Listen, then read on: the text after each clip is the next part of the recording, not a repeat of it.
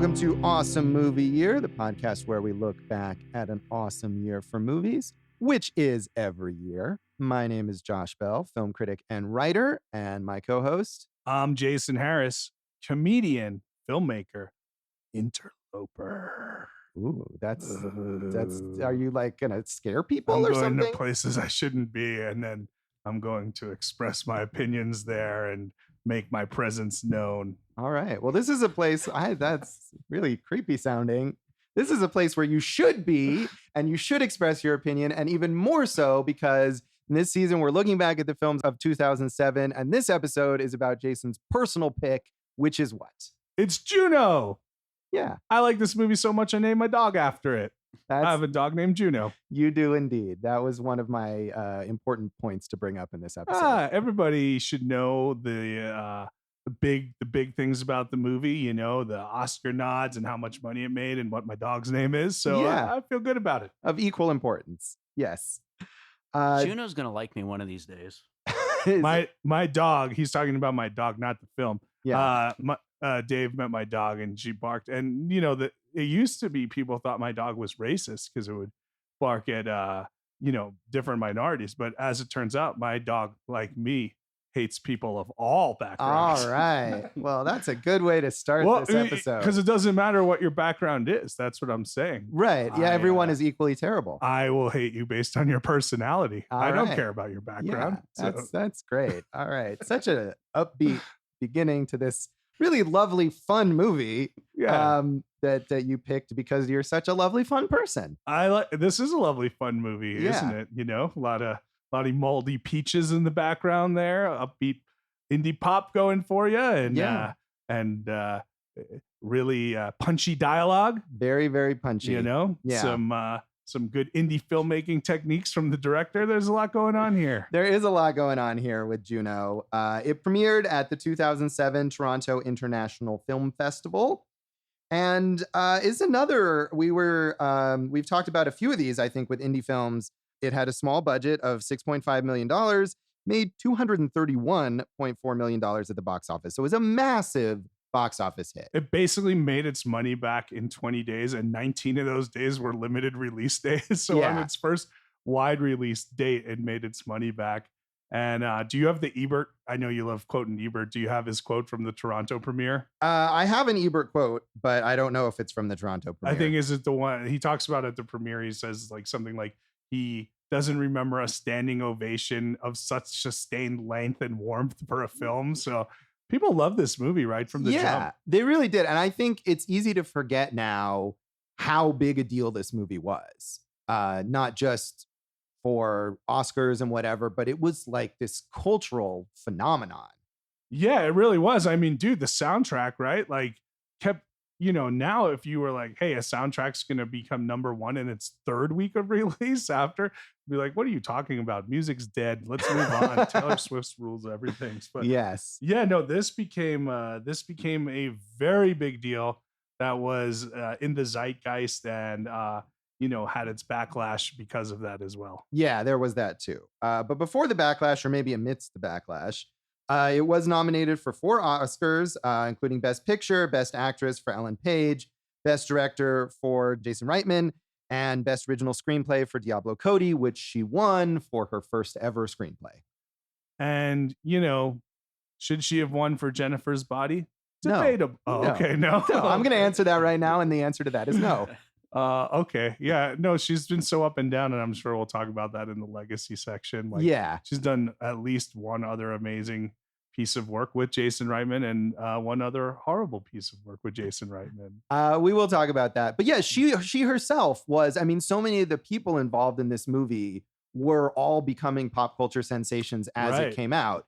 She was known as a blogger. She had written a memoir, and now she was such a personality as a writer, but also as just kind of a pop culture presence. Yeah, Reitman as well, right? We all Thank You for Smoking. Great little indie flick. And he had to campaign to get this movie, to direct this movie, and the guys that he beat out, you don't really hear about anymore, as far as being directors. Oh, yeah. It was like the dude who did Charlie Bartlett or something like that. Oh, yeah. I remember that movie vaguely.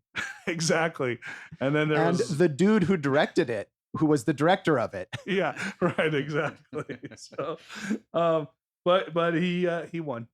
He did it, and I really thought after this, man, and then Up in the Air, it's like, man, this is maybe the auteur of the generation, and then nope. He's also up and down, let's say, like Diablo Cody. Ellen Page, too, had not done a whole lot. She did Hard Candy before this, which got her a bit of buzz, but she was really not very well known and just massively broke out with this film. Even Michael Cera, I think, probably the most well known of those four, but still, this was a signature role for him. Other award-wise, this movie also at the Independent Spirit Awards won Best Feature, Best Female Lead for Ellen Page, and best first screenplay for Diablo Cody. And I just thought this was funny. At the Golden Globes, it was nominated for Best Picture, Musical, or Comedy, and it lost. Did you look this up? Yeah, go ahead, though. To Sweeney Todd. Right. Which is just baffling. I don't know how else to describe that. I mean, maybe you don't think Juno was the best movie, musical, or comedy of 2007, but was Sweeney Todd. You know what else is weird? It did win a Grammy in 2009. I don't know how these Grammys work. Yeah, they have anymore. weird eligibility periods for the Grammys. Best compilation soundtrack. All right. It did have quite a popular soundtrack. It was very well reviewed. It has a 94% rating on Rotten Tomatoes. And as you said, Roger Ebert loved it. He named it the best movie of 2007. And you mentioned what he said at Toronto. This is from, I think, his review when the movie came out in regular release in theaters. But he does also talk about that experience. He says, "It is so very rare to sit with an audience that leans forward with delight and is in step with every turn and surprise of an uncommonly intelligent screenplay. It is so rare to hear laughter that is surprised, unexpected, and delighted. So rare to hear it coming during moments of recognition when characters reflect exactly what we'd be thinking just a moment before we get around to thinking it. So rare to feel the audience joined in one warm, shared enjoyment. So rare to hear a movie applauded." He just went nuts for this movie. Yeah, it was his #1 movie of the year that year. And I do think that must have been from the Toronto review and everything. Yeah. But yeah, he just loved it. And I think that speaks to, obviously, Roger Ebert, middle-aged Roger Ebert was not necessarily the target audience for this movie, but it did a really good job of reaching a whole range of people.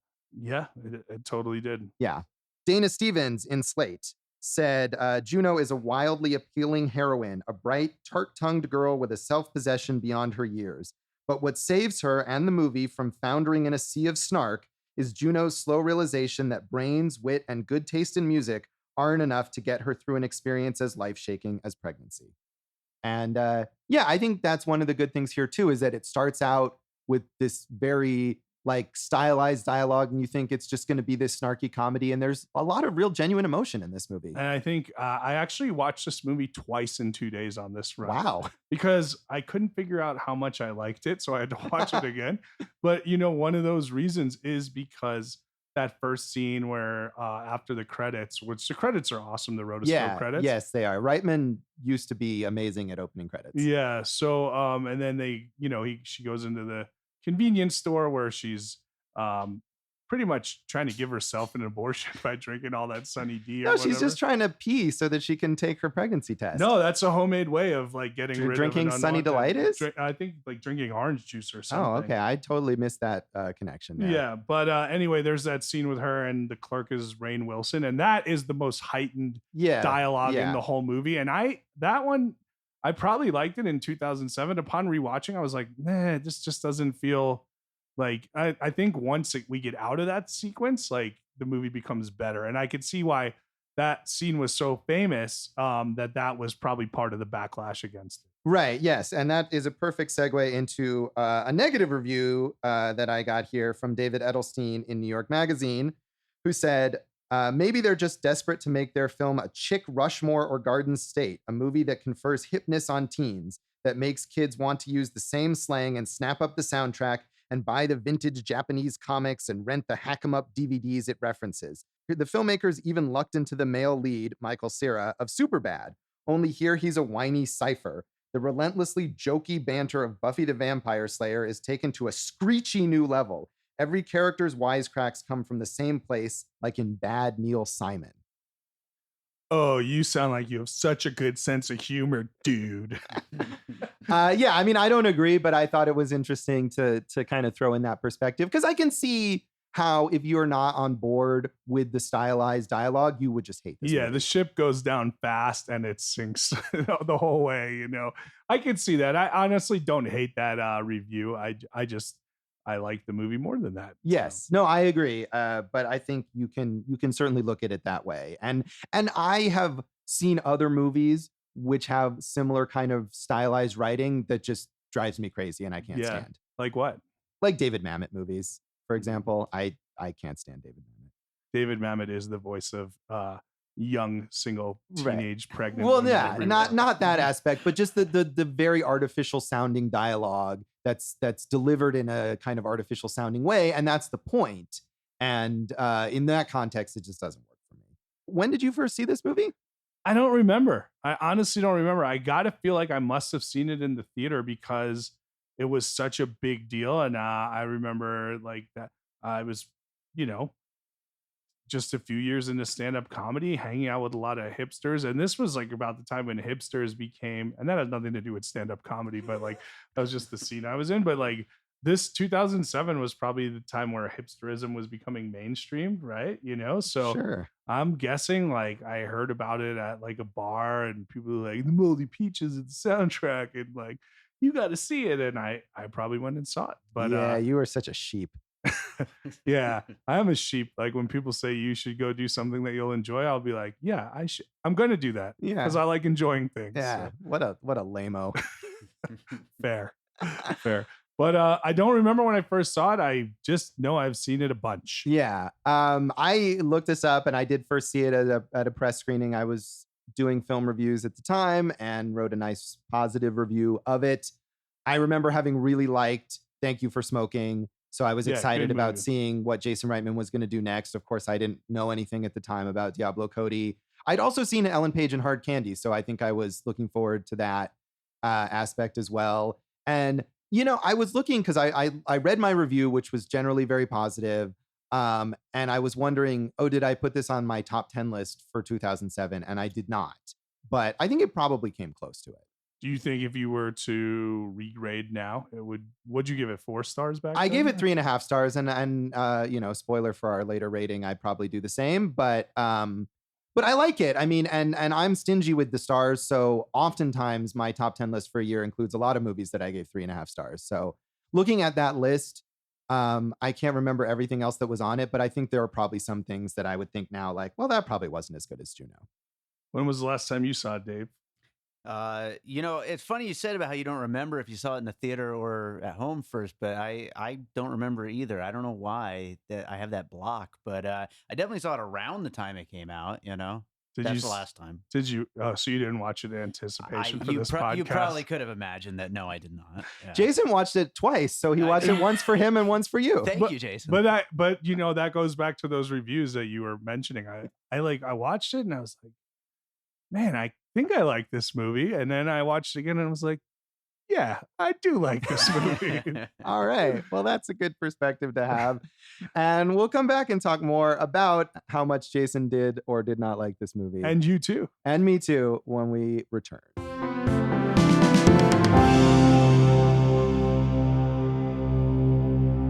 Welcome back to Awesome Movie Year. In this episode of our season on the films of 2007, we're talking about Jason's personal pick, Juno. Yeah, and I think I picked this because, you know, as a wannabe indie filmmaker who's a huge failure at life, just a real loser. Just so many dark things coming up in this episode. I can just picture this whole podcast stopping right now. It's just done. just a garbage monster, if you will, a waste. I really loved this movie back when it happened. And I said, this could be an inspiration to me to go out and achieve a dream of my own. And here we are, Josh. Your dream has come true because you have a podcast. Talking about it in Dave's side room. Not even an air conditioner, just a ceiling fan and a wall of CDs behind us. So it's a good movie, though. It is a good movie. I liked it. I quite enjoyed it, and I just think it was probably like when we talked about Clerks in season 1. This was probably a movie that inspired a lot of people to go after their filmmaking aspirations. Yeah, well, I mean, even the like behind the scenes, the element of Diablo Cody and how this ended up happening, where she was just a nobody essentially. She wrote a blog that caught on online, and then she got a book deal, and then she wrote a screenplay. And even this was a screenplay that she wrote not expecting it to get produced. This was a screenplay that she wrote as a sample in order to get hired to write something else. Just in coffee shops, chilling out, hanging out, doing all that fun stuff. Yeah. So it's weird how that all comes together sometimes, right? Yeah, it is. But even that aside, I mean, this is just a fun. If you don't know any of that, it's a fun movie to watch. If people haven't seen it, Ellen Page plays Juno McGuff, the 16-year-old snarky teenager who finds herself pregnant via her. Could we call him her boyfriend? He would like to believe so at some point in time, right? Yeah. Her friend and bandmate, Polly Bleeker, played by Michael Cera.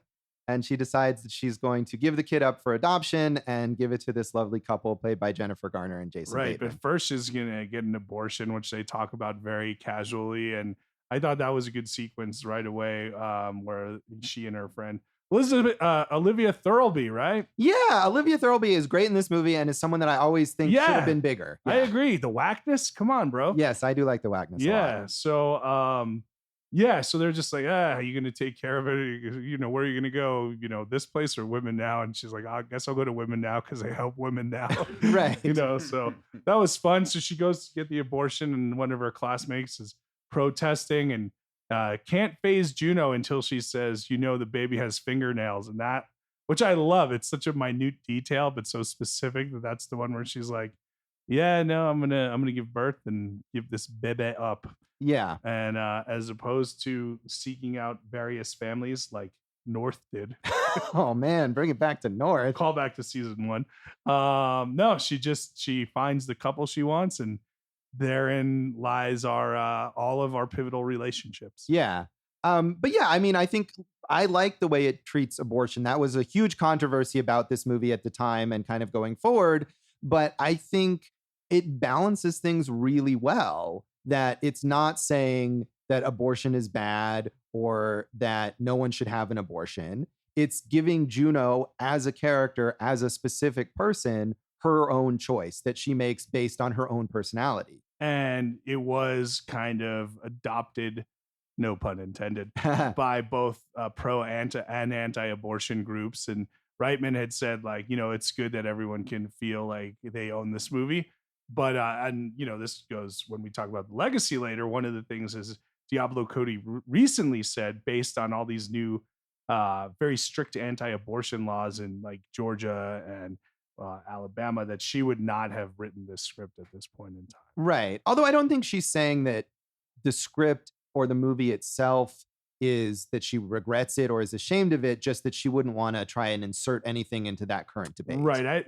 She does say that, it shouldn't be read as anti-abortion. Right. It's about a pro-choice decision made by a young woman, and that I think what she's saying is she might kind of pepper that in a little more if this was to be done today. Right. But I do think that comes across. I don't think this movie seems like it's anti-abortion. Part of being pro-choice is being in favor of choice and being able to make whichever choice you think is best for yourself. Well, I agree with you, but there are a bunch of crazies out there who want to take it over and move it all the way to the alt of their righteousness. Yes, that is true. But let's talk about other aspects of the movie. I'm going to own it. Yeah, no, that's fair. That's absolutely true. And this is a movie that people want to claim maybe counter to the wishes of the people who made it. But I mean, when she makes that choice, like you said, the real crux of the movie, the emotional center, is her relationship with this couple that she wants to give the baby to, and that seems so perfect at first, and then she realizes over time that they're human just like she is. Everyone in this movie is flawed. No one in this movie is a perfect parent or a perfect partner, but ultimately things do work out. I think one of the reasons it succeeded so well is because you see Juno's relationship with everyone. That's how kind of you learn about all the characters in their relationship through Juno, and all of those elements where you see the depth of the characters, she has something to do with. So I agree with you. I'm glad that they didn't end up being the perfect couple, or you know, Juno wasn't in the perfect high school relationship or anything like that. All of those things, which Diablo Cody said, a lot of it was based on her own high school experience. Those all played a part in making this movie as good as it was. Yeah, I think, and watching this movie again, I didn't remember all the details. And when we get to the point where Jason Bateman's character is, maybe putting the moves on Juno a little bit, even though she's basically oblivious to it, I was worried. I thought, oh God, where do they go with this? And this is very uncomfortable, but I feel like they handle it really well. And it's not about this creepy middle-aged dude hooking up with a teenager. It's about him kind of being lost and grasping for this thing that's clearly not appropriate. And she understands that. I agree with you. I didn't get as much of the feeling that he was putting the moves on her as you might have. Like, I guess there are some unsaid things in their relationship. They're both flirtatious with one another throughout. And, but I never got the feeling like that he was really putting the moves on her. I do think it was interesting. Like you said, like there was no, hitting you over the head one way or the other with it. But after he said he was going to leave Vanessa, and Juno's like, no, you have to stay with her. This is to be the perfect situation. And he says, how do you see me? Right. Because she calls him old. He's like, how do you see me? Why are you over here all the time? Right. Right. I mean, I think to me that indicates that he thinks maybe she's into him and that he himself, and he's definitely into her. He looks at her as like the kind of person he should be with, rather than Vanessa, Jennifer Garner's character, this kind of really composed suburban wife and mom. And even though he doesn't want to have a kid, so maybe he doesn't really want to be in a relationship with Juno, but he's on her maturity level, or he kind of sees himself that way, whereas she sees him as a kind of adult mentor figure, just like her dad. Right. I think it's maybe, is it fair to say it's less about him wanting her and more about him wanting to recapture some piece of lost youth there? Yeah, I think maybe she represents that to him, that again, he wants to be with someone like her, even if it's not her specifically, but she's the one who's there.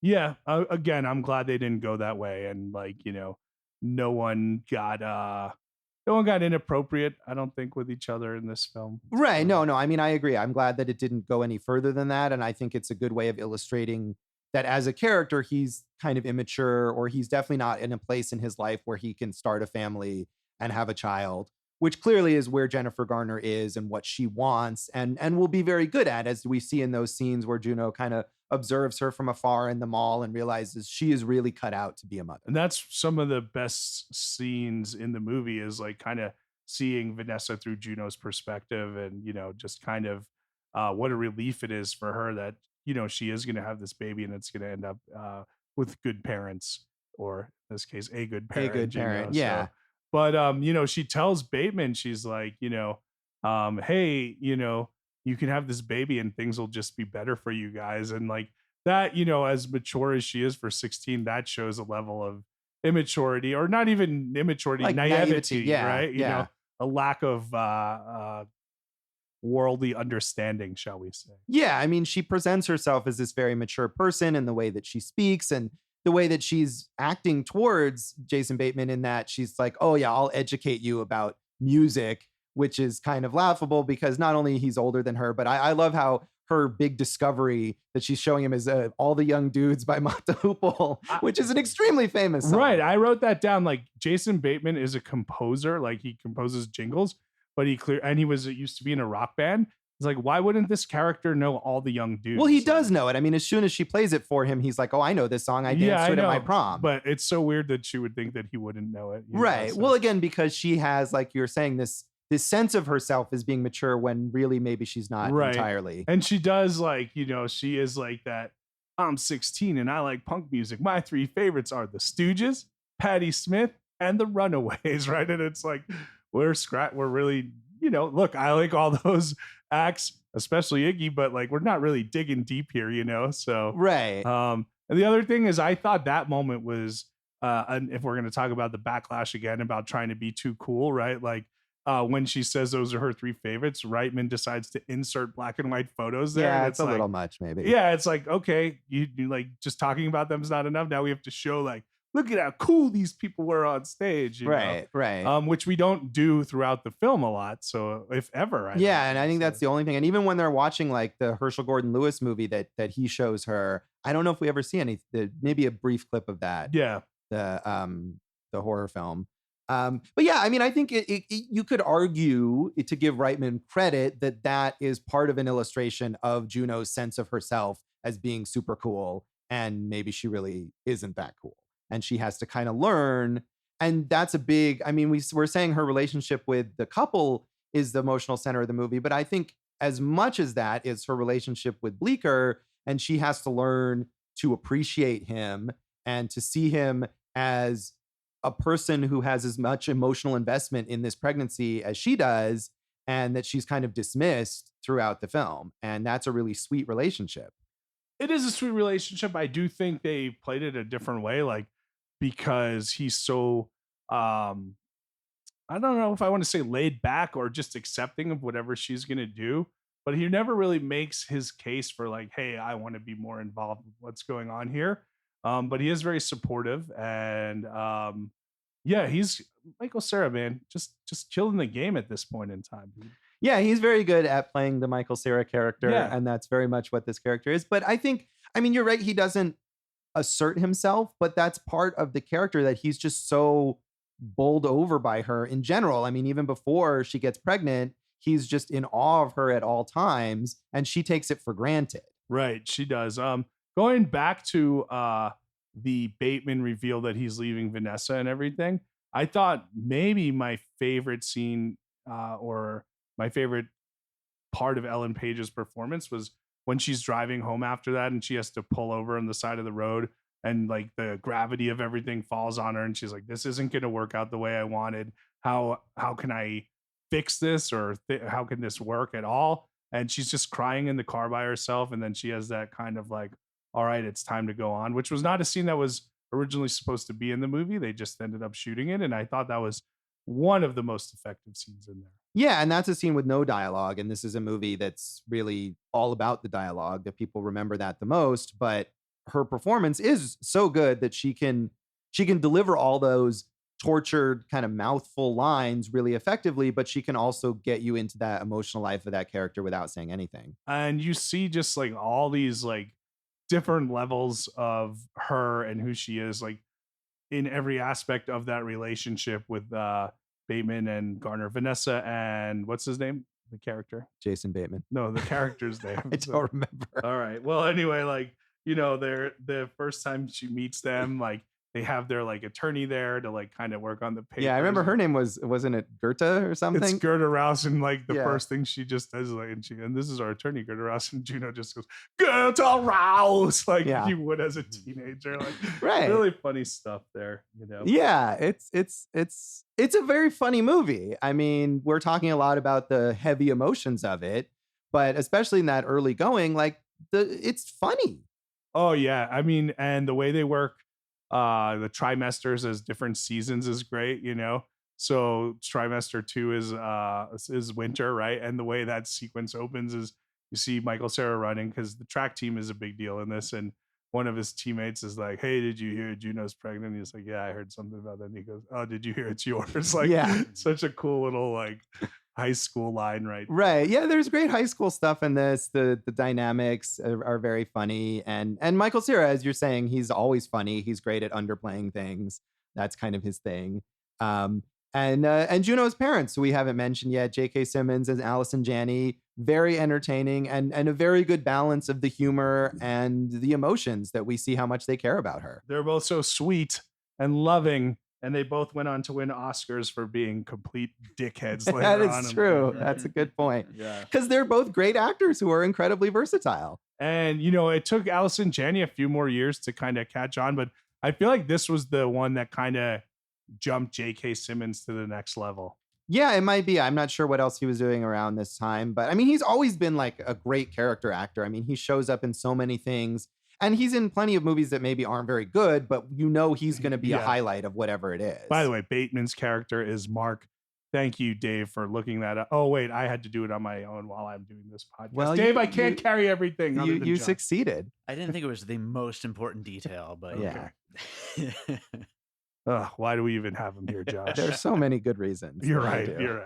Yeah, I mean, every performance in this movie is really good. We mentioned Olivia Thirlby a little. She's great as the supportive friend, and she initially auditioned to play Juno. Right. And I'm sure she would have been great as Juno. She's a really good actress who never gets her due, and she just provides exactly the right thing at every moment that she's in this movie. Yeah, I know she's doing some TV here and there, but like, man, I'd love to see her, as a romantic lead in something. Yeah, I would too. We talked about the whackness. That's probably the biggest. So good, that movie. Yeah, it is a really, really good movie. Well, one thing we got to talk about is the soundtrack. Yeah, the Moldy Peaches, Kimya Dawson. Yeah, the hipsters that you met in the bar told you about. Right. I don't know music on my own. I need hipster. Even though I wrote about music for, the same magazine you write for almost a decade, I only know what hipsters tell me. Well, that's what you wrote about. It's just, what did hipsters say this week about music? Yeah, that was my column. Yeah. What hipsters said to me this week. So fair enough. Had you heard the Moldy Peaches before this movie? No comment. Yeah. No, but the music is so essential, and I think the lyrics are simple in their own way, where it's just like, let's find a rhyme that matches the emotion here. And right. Then we see, they in one scene that, Bleecker says to Juno, like, hey, we can get the band back together when this is done. And then maybe we can get back together too. And, she never kind of references the band again. And she's like, oh, were we together? And they go like that.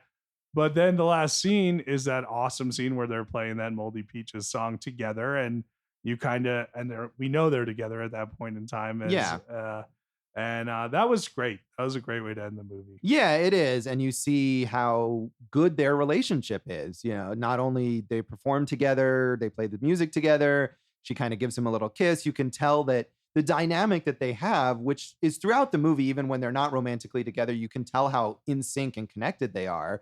And they finally have embraced that. One of the things I was reading about that scene is like, that was a bit of movie magic, where they thought they were going to have to shut down for a few months, because this whole thing was shot in Vancouver, and it's supposed to take place in Minnesota, but this totally feels Pacific Northwest to me, man. This feels like a movie that takes place in Portland or Seattle or Vancouver, right?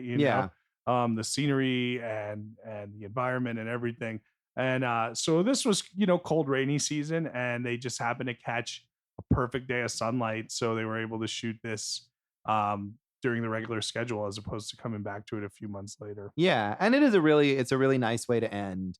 And I think it emphasizes again that the relationship between Juno and Bleecker is the one that the movie is most invested in. It doesn't end on Jennifer Garner with the baby. It ends on the two of them. Yeah, that's it. I mean, like, and that's what's so funny, is because you would think like maybe she's going to see her baby and be like, I knew I had to be a part of this child's life, but she even refuses to see the baby at that point in time. Right? Yeah. And I think that's a good way that this movie follows through with its kind of convictions, that even though she doesn't get the abortion, she says, I'm going to give this baby up. I'm not ready to be a mother. I don't want to have an open adoption. I can't be part of this child's life. And she sticks with that because that is the right choice for her. Yeah, I like that. I mean, there's so much good stuff in this whole thing. There's a great revealing shot of Bateman when Vanessa and Juno are talking, and you're kind of seeing him over their shoulders, and it's like a dirty close on him, and you could just see like he's in over his head with that. And at one point, Vanessa tells Juno that she should probably go home because her parents are worried about her, most likely. And she goes, I'm already pregnant. What other shenanigans can I get into? Yeah, there's great stuff. I mean, should we talk more about the dialogue? That was really the thing that everyone was talking about with this movie. And like you're saying, it opens with that scene in the pharmacy, the drugstore with Rainn Wilson. And right away, you're like, whoa, this is definitely a different way of speaking. Right. And I think that scene doesn't hold up as compared to the rest of the movie because not everything is as heightened as that scene. We never see this character again. And that felt the least real of all the dialogue to me. Yeah. I mean, I think that's fair. We definitely don't see Rainn Wilson again. But I thought that that scene is a good way to introduce you to the movie because right away it's like, this is what kind of movie this is. This is what you're in for. And you're either in it or you're not. And I definitely was. And one thing that I noticed that I mentioned in my initial review about it is that even though the dialogue is so stylized, and I think one of the complaints from people who didn't like this movie is that it sounds fake or artificial or whatever, but for a lot of people, being a teenager is about putting on an affectation, is about presenting yourself in a certain deliberate way, and talking like that is one of those things. I think that's a great point. And then, even there's that scene with her and J.K. Simmons where she's just like, can two people be in love for the long haul? And you see that whole idea of like the facade being let down a little more. But I totally agree with you. When you're 16, you're trying to figure out who you are. You're trying to be cool, and you do stylize yourself, whether it's in your mind or your outfits or the way you're talking at that point in time. Yeah. And Juno is obviously, I mean, you can see it externally that she's doing that, but she's not the only one. There's that great scene towards the end when she's talking to Bleecker and she says, "You're so cool and you don't even try." And he says, "I try really, really hard." And he's just kind of approaching it in a different way. But yeah, they're both doing that. I agree. Good movie. Like I said, there is a quote from Cera where he talks about the fact that there's a lot of Canadian influence besides being shot in Vancouver. All three of the main characters, Reitman, Page, and Cera are all Canadian. I think is Jason Bateman? No, maybe not. But yeah, you're right. All of the rest of them are. Yeah. It feels so. That's just such a minor sticking point to me, but like that feels like Vancouver to me. Yeah. Yeah, it is. And it has a kind of Canadian sensibility in its niceness. And the humor too. Yeah. I mean, even though there's conflict and Mark is kind of a douche at times, really, this is a movie about a bunch of people that we really like kind of coming around to doing the right thing. And that's nice. And, I would even argue, is he a douche? Wouldn't it have been worse if he stuck in that situation, didn't want to be a parent and like, didn't, put his heart into this, Well, that's true. But in the way he treats Juno, and like we were talking about before, his kind of semi skeezy come on to her, where she shuts him down and he doesn't pursue it. But if she had been open to it, you kind of wonder what sort of behavior would he have followed through with. And I definitely think of all the characters in the movie, he's the one who comes off the least positive. Yeah, that's fair. Yeah. I'll agree with that. Yeah. She says to him, like, he says he writes jingle, like more commercial stuff. She says, like, what? And he goes, commercials. Right. So fun dialogue. Like yeah, he's clearly a bit of a self-loathing guy. Did you know that Ellen Page was the reason that all those Moldy Peaches songs were in there? Like, I did see that. Yeah, that they were going to have Juno be a fan of some. I can't remember what else, but something different. And she introduced Reitman to the Moldy Peaches. Yeah, maybe she introduced him to all the young dudes. Yes, no one else would have heard of that movie or that song otherwise. Any other important aspects of this movie that you want to highlight that made it your personal choice?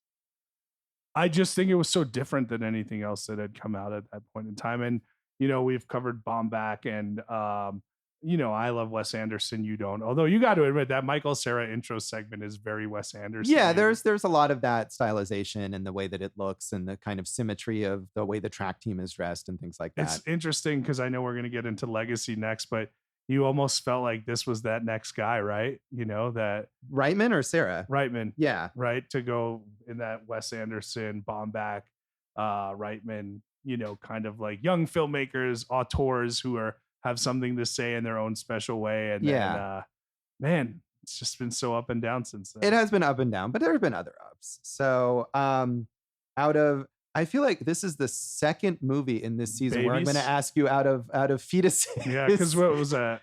4 months, 3 yeah. weeks, and 2 days. I was going to suggest cheeseburger phones. Hamburger phones. Oh, yeah. the cheeseburger phone. Yeah, okay, that's less horrifying. Yeah. So out of 5, And this isn't a fetus. This is a fully born child. well, eventually it is. Yeah. It starts as a fetus. As all children do, Josh. Do they? Yes. Yes, they do. Out of 5 hamburger phones, 3.5 for me. only 3.5 for you. 3.5. I probably dropped it from 4.5 or 4 to 3.5. Wow, okay. From original viewing to now. Still, I like it. I'd watch it again. Yeah, I like it too. As I said earlier, I gave it a 3.5 out of 5 review when I wrote about it initially, and I'm gonna stick with that. But it's a good movie. I feel like despite the backlash and the hype and all of the cycle of it, it holds up now. It really does. I think so. I'm so fascinated by the idea of that negative review. They mentioned Garden State, right? Which was such a huge deal when it came out. And then it also had that huge backlash against it. Yeah. And I wonder, I like movies like this that are so of that moment that you go back and like, does it hold up the way it did? And I think we lose a little here, but for the most part, it holds up. And I wonder about Garden State. Yeah, I do too. And I haven't seen it since it came out, but I have a feeling it might not hold up as well as Juno does. Well, that will have to be 2004, maybe. I don't 2004. remember. We'll Awesome get to it eventually. But we'll come back now and talk a little more about the legacy of Juno.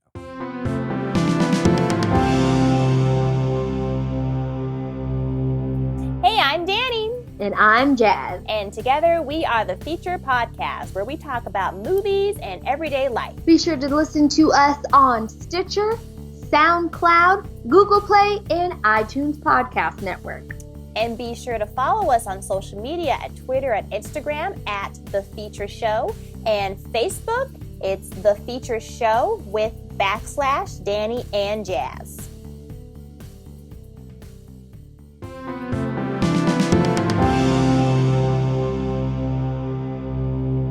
Welcome back to Awesome Movie Year. In this season on the films of 2007, we are talking in this episode about Jason's personal pick, Juno. And the most important thing, as we said earlier, about the legacy of Juno, My dog is your dog. Yeah. Are you bummed that, we went to high school together, as the audience knows. Are you bummed we didn't have any pregnant students in our high school? Because that would have been a fun talking point. I mean, that's a weird way to put it.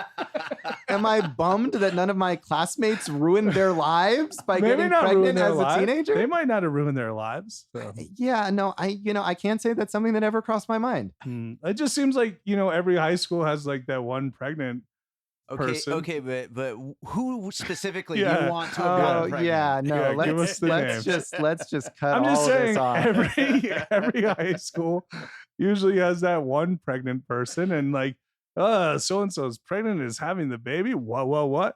Yeah, or maybe Dave. Maybe the question is, who in our high school do you think secretly had an abortion? Oh my God! Don't just stop. What are you talking about? I'm not saying there's anything wrong with any of these choices. I'm just saying it might have been nice to go to high school. Let's just speculate on someone's private life who we haven't seen in 25 years. Yeah, I think if we ever have a reunion, these are questions that'll definitely be brought up. So I just think it would have been fun to have at least one person there who was pregnant. We went to like a fancy private school. I feel like if any of our classmates were pregnant, they would have been discreetly withdrawn from classes. A weekend trip to Malibu. Yeah, something like that. Let's talk about your dog more. Hey, you know what? If we're going to talk about the legacy, we could talk about the Juno effect. Do you remember the Juno effect? I read up on this and I didn't want to include it, but you can talk about it. Yeah, there was this whole thing where 17 students under the age of 16 in Gloucester, Massachusetts got pregnant. And they said it was because Juno made the movie. The movie made pregnancy look so cool. And it was clearly disproven that it was it's all bullshit. And the idea that teen pregnancy overall went up after this movie, right. It's all not true. I know, but the Juno effect's a good band name. Of teenage pregnant women playing music? Of anybody playing music, okay. But sure, we could have, again, I'm saying make your choice, but the music is important. Right. I mean, I do think that points to the big pop could be a Moldy culture Peaches cover band yeah. called the Juno effect. It points to the big pop culture impact that this movie had, that even something like that, when that happened, that clearly didn't have anything to do with this movie, the movie was so prevalent that somebody decided to blame it on this movie. Yeah, that's part of it. And maybe part of the indie singer songwriter, boom of that time could also be blamed on this film. I mean, I think that's more justified. The Moldy Peaches certainly got a lot of attention out of this movie, even though they were broken up, I think, by the time the movie came out, and they reunited a little bit for this film. And Kimya Dawson has gone on to do a lot more solo stuff. Yeah. No, but yeah, you're right. It became prevalent in pop culture in every way. Music, talk, underage pregnancies, all this crazy stuff, right? Yeah. But I guess I don't know what's the legacy of the film? Well, I mean, to me, I noted more like a kind of an artistic legacy. As we were saying at the beginning, so many of the people involved in making this movie had really not done a whole lot before this, and this movie really launched them into different phases of their career. I mean, Jason Reitman and Diablo Cody, as we were saying, they collaborated a couple more times. Young Adult, which I just think is a fantastic film. I like a lot more than this movie even. I just absolutely love that film. I would like to watch that again. I really liked it. I bet I would probably rank that as my favorite of their collaborations also, and maybe my favorite Reitman movie overall. Yeah, I think it's probably my favorite Reitman movie as well.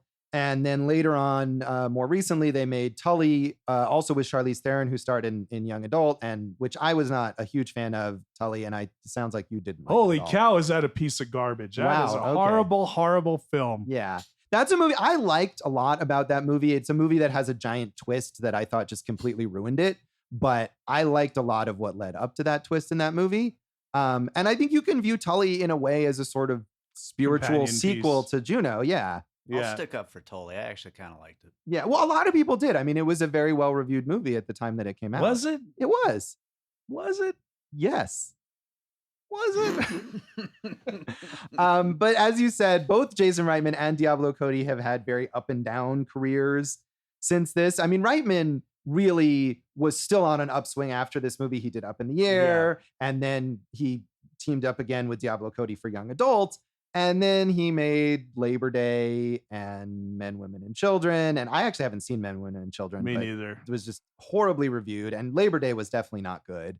And then sort of came back with Tully, which was well reviewed, even though you and I didn't particularly care for it. And now he's directing a Ghostbusters movie. Yeah, I don't really think it was well reviewed. I'm just going to put that out there. But they're also teaming up for some HBO show, right? The two are of they? them. I think like Reitman and because she had success with United States of Terror on Showtime, right? Yeah, which was an uneven right. show. Was that a Spielberg back situation? Oh, maybe, yeah. But Toni Collette, that's a great showcase for her, that show. And Diablo Cody, other things that she's done without Jason Reitman. You mentioned Jennifer's Body, which has actually a huge cult following, but I remember thinking it was pretty crappy. As a cult film. She wrote and directed a film that starred Julianne Hough, I think is called Paradise, that I've never seen, but that was not well reviewed. So it does seem like, especially for her, it's like having a huge hit on your first album. She had trouble following it up. Yeah, and then what was the one she did with Meryl Streep? Was it Ricky and the... Oh, Ricky and the Flash, which also has a big cult following as well, that Jonathan Demme directed. Yeah, I could go more for Ricky and the Flash. Yeah, I didn't care for that one either, but I didn't see it. But I mean, I do think she's an interesting enough writer and that she's done enough stuff that I have been impressed with, that if she's involved in a project, I will be interested in seeing what happens with it. Well, here's something that I'd like to say about the legacy, because, and Dave and I talk about this a lot, is, what is a studio movie? What's a movie that you see in theaters now? Stuff like that. Pretty much every major studio backed out of financing, or every studio they brought it to backed out of financing this film because they thought the content was too edgy, and how can we fund a movie about an underage pregnancy, abortion, giving up adoption movie? And then it turned into this huge smash hit. Take a risk, do an awesome, cool movie, make it an awesome movie year, guys. Yeah, I mean, that's always the case. I feel like movies like this get made in spite of studio reluctance and interference whenever they get made. I mean, that's not a surprise that happened and continues to happen. Yeah. I mean, again, artistically, in terms of the people involved, Ellen Page, became a huge deal after this movie. And like you were saying, she's kind of stepped back a little. She's done a lot of activism. Yeah. I think, her coming out became a big deal and is something that she's really been very outspoken about. And so she does stuff like that. Or even her movie roles in something like Freehold, which was based on a true story about a gay couple trying to fight for their rights, and is a very well-intentioned movie, but not like good. I liked the only movie I can remember, like off the top of my head, that she's in that I really liked was The East, the Britt Marling movie about eco-terrorism. Yes. But like but like she's still acting all the time, so that's great. She is. Different path. Right. And she is on TV. She's on The Umbrella Academy on Netflix, which I haven't watched, but has a pretty strong popularity to it. So that's something. Dave won't watch it because it's on Netflix. That's true. Dave hates Netflix. That's true. And Michael Cera, playing the Michael Cera character, he kept doing that. He's still doing it, Yeah. and he's still great in it. And I feel like that last season of Arrested Development was redemption for season 4. It was much better. And dude, I'm all for more Michael Cera. Yeah. And more Ellen Page. Yeah, no, I am too. And I like with Michael Cera too that like kind of later in his career, he's played like the dark side of that character, like in Molly's Game. And I think some other things too, but that's the one that comes to mind. But really we mentioned, like, other than Jennifer Garner, who didn't really take off with a movie career after this. Like, yeah, no, I mean, what I was going to mention for Jennifer Garner is that she now just plays Supermom in like every role that she has. Yeah. She's always, it's like, who is the nice, competent mom that we can cast in this movie? It's Jennifer Garner. She does commercials now, I think. She does those, credit card commercials Right. that I'm sure make her plenty of money. Yeah. Meanwhile, J.K. Simmons and Allison Janney both won Oscars for playing hard-ass sons of bitch characters, and they're two of the top character actors around. And Bateman is a big-time movie star. Is he a big-time movie star? I think if you were like looking at, who should we cast as a male lead in that age group in a mainstream comedy, he's always probably a top 5 pick. Yeah, I guess. I feel like he's maybe slowly aging out of that a little. Maybe he does Ozark on Netflix, which is maybe Right. more of his path at the moment. And that's cool. But Yeah. I mean, but then again, look at something like Game Night. Game Night turned out to be a major hit. That's true. Game Night was a big hit and was very well reviewed. So yeah, I'm not a huge Jason Bateman fan. I feel like he works when he's playing this smarmy douche. I have less time for him as characters that we're supposed to like.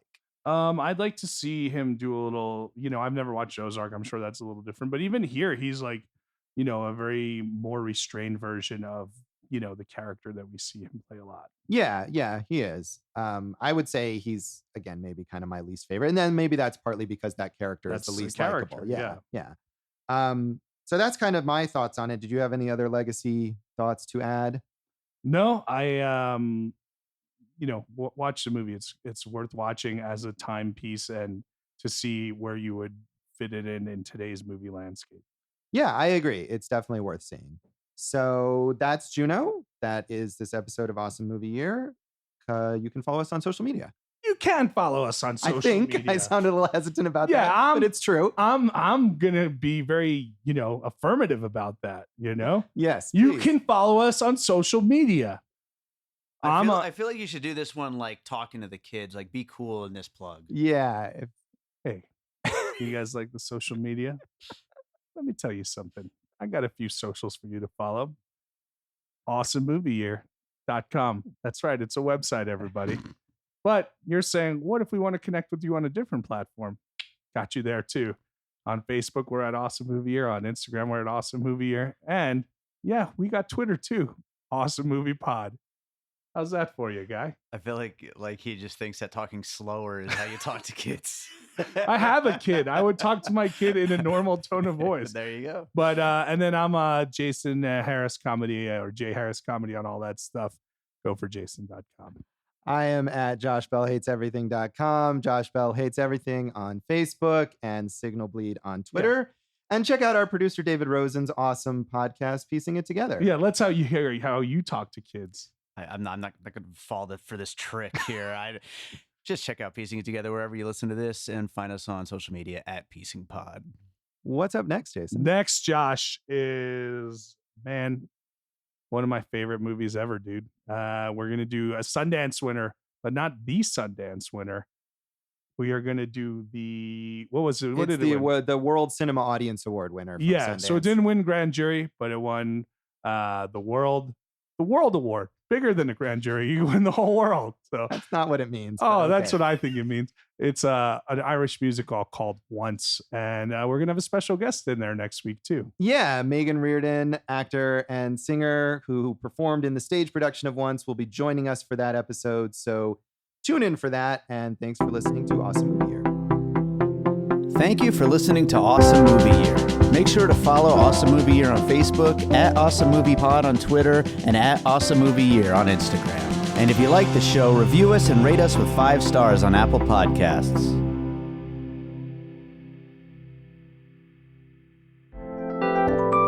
And all points west.